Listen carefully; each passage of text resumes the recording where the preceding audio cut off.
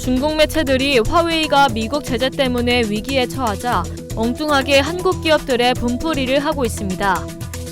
지난 15일 미국의 화웨이 반도체 제재안이 발효되자 중국 매체들은 화웨이의 경쟁자인 동시에 공급사인 한국 업체들에 대해 일본 수출 규제 당시 중국 기업들은 한국 기업을 지원했지만 한국은 이를 무시하고 미국의 편을 들었다며 일제히 비난에 나섰습니다.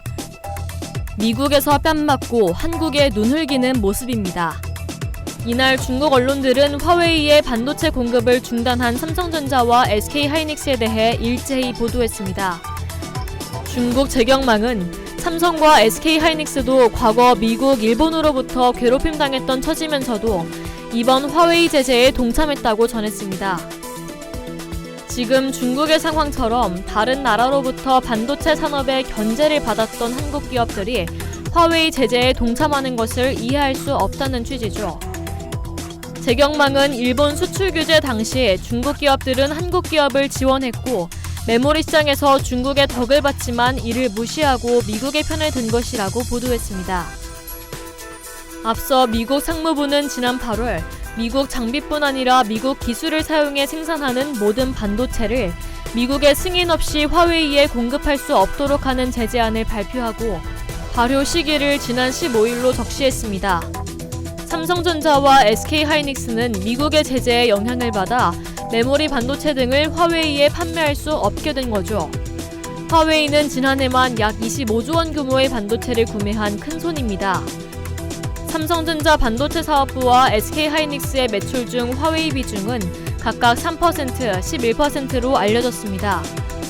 현재 삼성전자와 SK하이닉스는 미국 상무부에 화웨이로의 반도체 공급 허가 신청을 내놓은 상태인데요. 승인 가능성은 희박할 것으로 보입니다. 화웨이가 없으면 한국 업체들도 무너지거나 중국 업체들로부터 추격당할 것이란 예측도 잇따르고 있습니다. IT 전문지 신쯔원은 삼성 디스플레이와 LG 디스플레이도 화웨이 스마트폰에 들어가는 OLED 패널을 공급할 수 없게 됐다며 화웨이는 중국 기업인 BOE의 디스플레이 화면만을 사용할 것이라고 전망했습니다.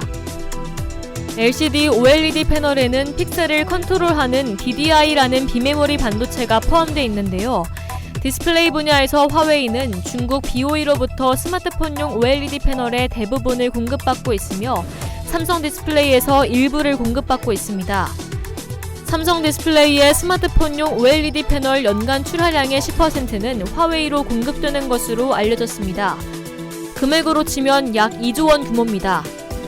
21세기 경제보도는 이번 제재는 화웨이와 SMIC 등 중국 기업들이 자체 산업체인을 구축하면 무용지물이라며 2025년 중국의 반도체 자금률 70% 달성으로 이어져 글로벌 반도체 산업에 가장 큰 여파를 미칠 것이라고 주장합니다. 이상 여의도투브였습니다.